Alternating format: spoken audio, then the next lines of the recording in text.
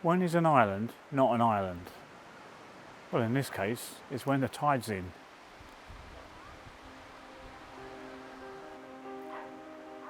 This is Burgh Island on the south coast of Devon, and along with Bigbury on Sea and Challaborough that sit here on the mainland adjacent to it, they make up a beautiful little corner of this fantastic county. So let me show you their beauty and tell you their story. I first came across this place when I was a 13-year-old boy walking the South Devon coast path with my dad, and even then I was struck by its beauty. I was captivated by the idea of an island that wasn't always an island. As an adolescent young man at the time, seeing all the young people milling to and forth from the beaches just made me think that walking the coast path with no one but my dad for company wasn't necessarily the way I wanted to spend my holiday. In fairness though, I've got a lot of very cherished memories from that holiday, and I guess it's part of the reason I love the coast path as much as I do. And I'll go into that more in the next video, I guess, and future videos, but for now let me show you Burgh Island and tell you about it as well. As I hinted at earlier, at low tide this is easy to walk out to this island across the causeway, no problems at all. Stay a little too long though and you'll get caught as the tide comes in, turning this into a proper island. Thankfully though, you still can come ashore via this funny looking tractor on stilts.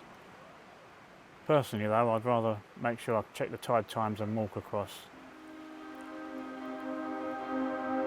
The earliest recorded name of this place is St Michael's Island, which kind of explains some confusion with ancient scripts that were originally thought to have been referring to St Michael's Mount, which, like this, is another tidal island up the coast in Cornwall.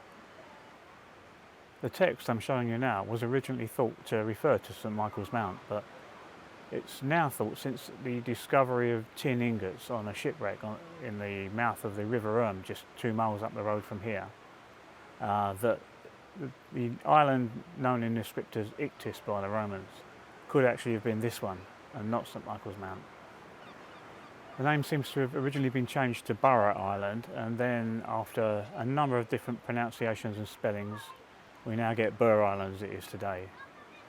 Seems like the only constant thing in the name is the word island, which is rather odd when you consider the one thing it isn't constantly is an island. Readers of Agatha Christie novels may already know that this island was used as a setting for 2 of her novels. Firstly, Soldier Island, which is also known as Then There Were None. It does have another name, its original name, but if I use that one, the YouTube algorithm will probably punish me for it, so I won't use that, but I will add a link to it in the description so you can see for yourself. The Hercule Poirot mystery Evil Under the Sun was the other one that was set here, and in 2002 they made a TV version of the book, and that was actually used this site for filming.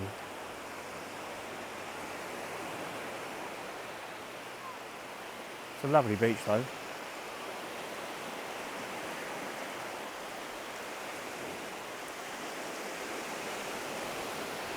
The sound quality is alright. There's actually a coastal footpath that runs around the island, and it was originally a public right-of-way. It became not a public right-of-way and then reinstated as a public right-of-way in 2006. So how long it will stay a public right-of-way, who knows? So it might be a good idea to get down here and walk it for yourself. Let's go and walk it now, shall we?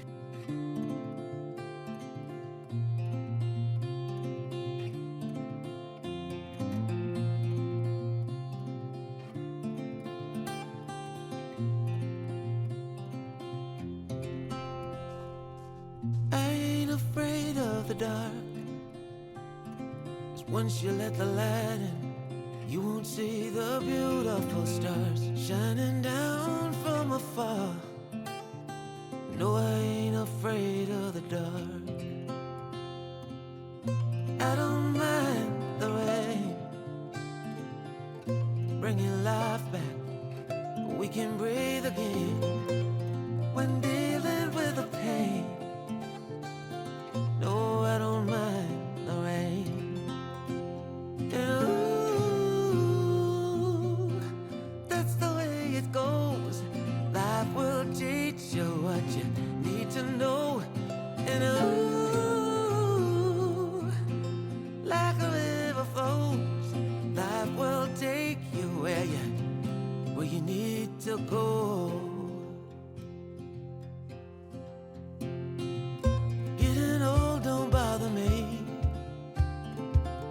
paradise that's been through life, it's so much easier to see who I am and who I wanna be.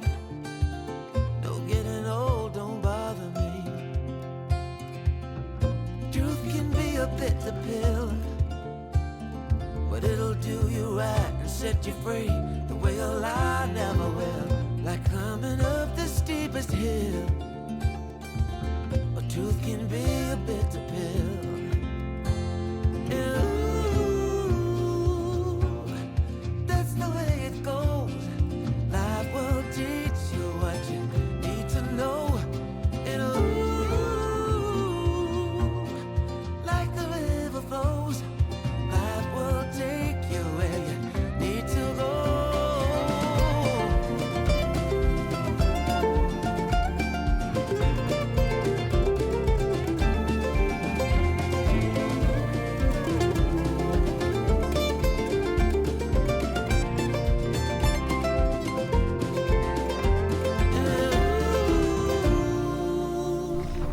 That's the way it goes. Onwards Life will teach you what you and downwards for a need to change. know. Ooh, like a river flows, life will take you where you need to go. And ooh, that's the way it goes. Life will teach you what you need to know. And ooh,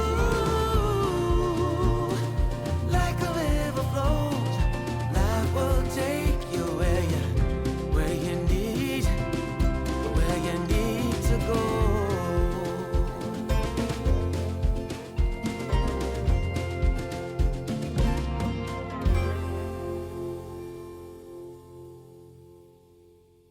And so that is one entire lap of the coast path. Not the southwest coast path, the Burgh Island coast path. That'll have to do.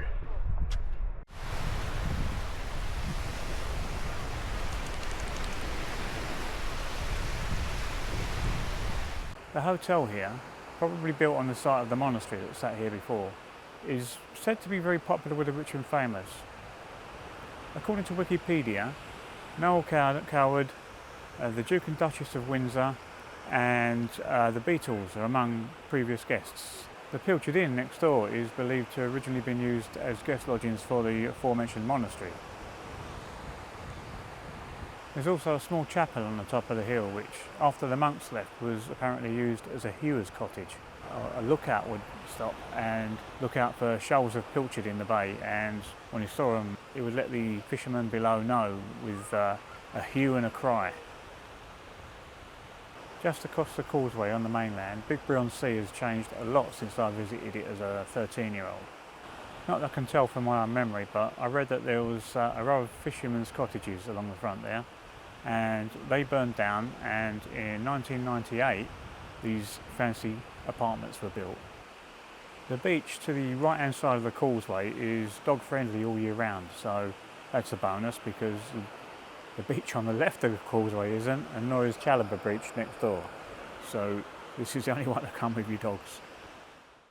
A popular beach with surfers, Challaborough Beach is also a good start point for diving trips because there's a lot of shipwrecks around here worth looking at under the water.